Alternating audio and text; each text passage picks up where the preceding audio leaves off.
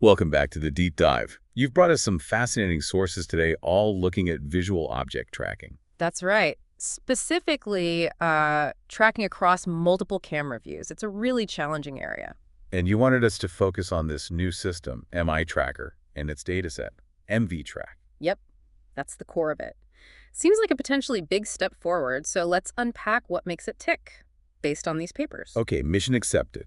We'll dig into your sources, pull out the key ideas, figure out the innovations, and really understand what MITracker and MVTrack bring to the table. Sounds good, because, standard single camera tracking, it hits some serious walls. Right, like what happens when the thing you're tracking goes behind a pillar? Or just wanders off screen for a bit. The tracker often just gives up. That's occlusion and target loss, classic problems. So more cameras seems like the logical fix. Multiple viewpoints should solve that, shouldn't they? Intuitively, yeah. More eyes on the prize. And that's what multi-view object tracking, MVOT, is all about. But it hasn't been that simple, has it? Your sources highlight some big historical roadblocks. Exactly. MVOT has had its own set of pretty major hurdles that kind of slowed things down for a while. Two things really stood out from the material. First, just a lack of the right kind of data. Specifically, multi-view datasets for generic tracking. Precisely. You had datasets, sure, but they often focused on, say, just tracking people. Or maybe birds. Which is fine if you only want to track people or birds. Right. But if you train a system only on pedestrians, it's not going to magically know how to track, I don't know, a suitcase rolling off a conveyor belt or a specific tool in a factory. You need variety for general-purpose tracking. And the second big issue the sources mentioned, actually using the information from those multiple views effectively. Yeah. A lot of early approaches were kind of basic, like run a separate tracker on each camera feed. And then try to stitch the results together afterwards. Pretty much. Simple post-processing, or what they call late fusion, it just wasn't robust enough, especially for tricky situations where an object looks partly hidden from one angle but clear from another. You need something smarter that understands the geometry while it's processing. Okay, so that sets the stage perfectly for the innovations you wanted to focus on. The sources present MVTrack and MITracker as the answer to these problems. Let's start with the dataset, MVTrack. Correct. The researchers clearly saw that if you want to build better multi-view models, you need better multi-view data to train and test them on. Existing stuff just wasn't cutting it for generic objects. So what's special about MVTrack? Scale seems like one thing the sources mentioned, 234,000 annotated frames. That's quite a lot. It is. And importantly, diversity.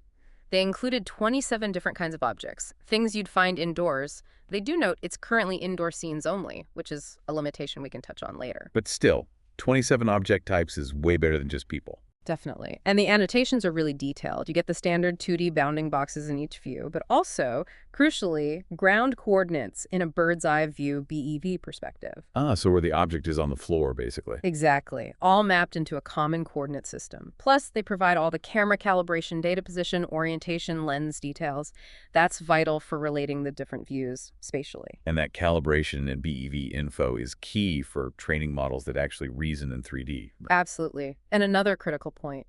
MVTrack gives you both training and evaluation sets. Some older data sets only had test data, which makes developing new methods really hard. The sources also mentioned they deliberately included tough scenarios, like 9 specific challenges: full occlusion, object leaving the view, motion blur, deformation. They had an example of an umbrella opening and closing, changing shape completely. Low resolution too, the phone example, background clutter, partial occlusion, basically all the things that make tracking hard in real life. By baking these challenges into the dataset, they ensured that models trained on MVTrack have to be robust. They learn to handle these difficulties. So MVTrack really lays the foundation. It's presented as the first big benchmark specifically for training these class-agnostic, general-purpose, multi-view trackers. Tackles that data bottleneck head-on. Precisely. Which leads us nicely to the second piece. MITracker itself, this is the algorithm, the method they developed alongside the dataset, designed to really leverage all that rich multi-view information. Right, MITracker. The goal being stable, robust tracking of pretty much anything from any combination of viewpoints. And this is where your sources get quite technical about the how, the innovative parts. Yes, this is where the core academic contribution lies, particularly in how it integrates the views. It's structured into 2 main components. Okay, component 1. View-specific feature extraction. What's happening here? So this part looks at each camera feed individually at first. It uses a vision transformer, a VIT, which is a powerful deep learning model for vision tasks, to pull out important features related to the target object in that single view. Just looking at one camera stream at a time. Initially, yes. And they add something called temporal tokens. These are interesting. They basically carry information forward from previous frames within that same camera view. Like short-term memory for that specific camera. Kind of, yeah. It helps the model track smoothly even if the object flickers or changes appearance slightly frame to frame. So this first module generates initial tracking estimates and feature maps for each view, but they're still kind of separate and unrefined at this point. Got it. Individual view analysis with some memory. Now, the main event, the multi-view integration module. This is where the magic happens. This is where MITracker really distinguishes itself. Instead of just gluing results together at the end, it fuses the information much earlier and in a geometrically aware way. How does it do that? What's the first step? Step 1 is 3D feature projection. Remember that camera calibration data from MVTrack? This is where it's essential. Using the position, orientation, and lens info for each camera, MITracker takes the 2D feature maps from all the cameras. The ones generated by the first module. Exactly. And it projects them into a shared 3D space. Imagine building a 3D grid of the scene and placing the visual features from each camera view into the correct grid cells based on where they are in the real world. So features from different cameras looking at the same spot end up in the same 3D location. Precisely. And where multiple views contribute features to the same 3D point, they're typically averaged or aggregated somehow. This creates a unified 3D feature representation of the scene, combining all viewpoints. Okay, that makes sense. You build a 3D feature model. What's next? Step 2 is 3D feature aggregation, with a strong steer from that bird's eye view perspective we talked about. The system takes that 3D feature volume. The grid you just built. Right, and it essentially squashes it down along the vertical axis, collapsing it into a 2D plane representing the ground, a bird's eye view. Looking down from above. Exactly. Then a part of the model, called the BEV head, analyzes this 2D BEV map and generates a score map basically highlighting where it thinks the object is located on that ground plane. And why is this BEV map so important? You mentioned guidance. Yes, the sources call it a form of supervision or guidance. This top-down view naturally integrates information from all cameras into a single, consistent 2D location. It's very powerful for understanding the object's overall position in the scene and resolving ambiguities that might exist in any single camera's perspective. It gives the system strong spatial grounding. Okay, so we have individual view features projected into 3D, aggregated down to a BEV map, providing spatial guidance. Is that the end of the fusion? Not quite. There's a final crucial step for refinement, which the papers highlight as a key innovation: spatial enhanced attention. Spatial enhanced attention. What problem does that solve? Well, the BEV guidance is great for overall location, but it's kind of implicit. It tells the system where the object is on the ground, but it doesn't directly help fix errors within a specific camera's view. Like if one camera tracker is starting to drift off target, the BEV map alone doesn't directly pull it back. Ah, okay. So you need a way to feed that strong combined spatial understanding back into the processing for each individual view. Exactly. And this is the clever bit. The information from that aggregated BEV representation, the system's best guess about the 3D world, is encoded into a special 3D aware token. Think of it as a little package of multi-view spatial wisdom. Okay, a wisdom package. Then what? Then this 3D aware token is explicitly added or concatenated to the original unrefined 2D features from each separate camera view. Remember those features from the very first module? All right, before the 3D stuff. Yes. So now, for each view, you have its own local features plus this global multi-view spatial information package. These combined features are then fed into more transformer layers. And the transformer can pay attention to both. Precisely. The attention mechanism allows the processing for each view to explicitly leverage the robust spatial information from that 3D aware token. It can use the reliable multi-view context to correct its own potentially noisy or uncertain 2D tracking.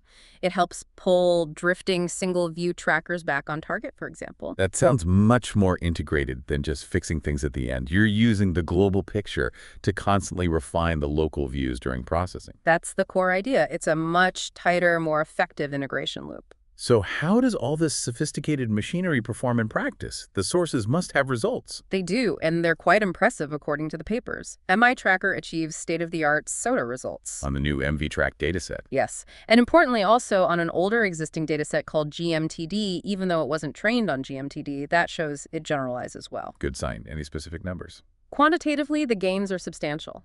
On MVTrack's multi-view tasks, it significantly beats the next best method, OSTRAC. The sources mention a 26% relative improvement in something called normalized precision, or p-norm. P-norm. Yeah. Right, that measures how accurately the predicted box overlaps the real object, adjusted for size. So 26% better is a pretty big deal. It really is. And interestingly, they also found that MITracker improves performance even when evaluated on just a single view from MVTrack compared to trackers designed solely for single-view use. Wait, training with multiple views makes it better even with only one view. How?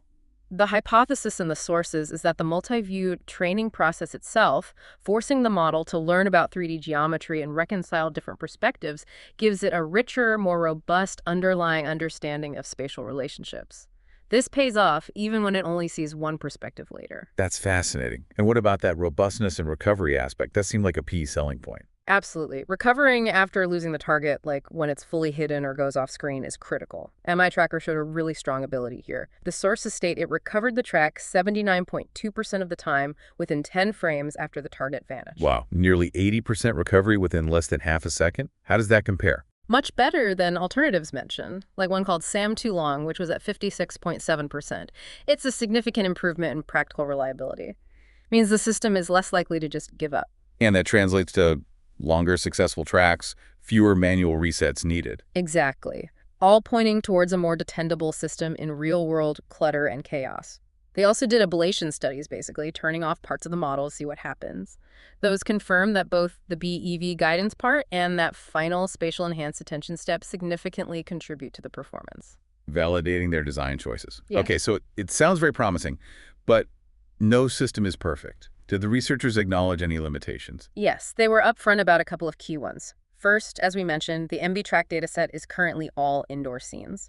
How well MITracker generalizes to complex outdoor environments is still an open question. Makes sense. Different lighting, more dynamic backgrounds, larger scales. Right. And second, the MITracker method as it stands relies heavily on having accurate camera calibration data. Which can be hard to get or maintain in the real world, right? Right. Especially if cameras move. Exactly. Getting precise, synchronized calibration for multiple cameras can be a real practical challenge. So future work likely targets these areas. That's what the sources indicate. They plan to expand the dataset to include outdoor scenes and also work on reducing MITracker's dependence on needing perfect calibration, making it more applicable in less controlled settings. Okay, great. So wrapping up our deep dive based purely on your sources, we have the MVTrack dataset, providing that crucial, diverse training ground for generic multi-view tracking. Solving a major data bottleneck.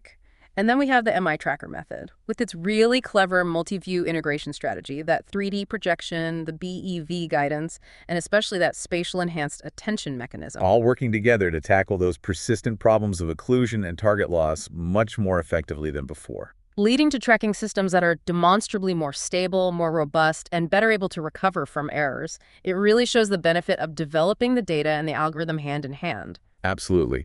And this deep dive, based only on the material you brought us, hopefully gives you that shortcut to understanding this specific advance in visual tracking. It's definitely a complex area, but breaking it down like this helps clarify the key innovations. It does. And thinking about how MITracker works, taking these separate, limited 2D views, projecting them into a unified 3D understanding, creating that consistent bird's eye view, and then feeding that global context back to refine the individual perspectives, it makes you think. About what?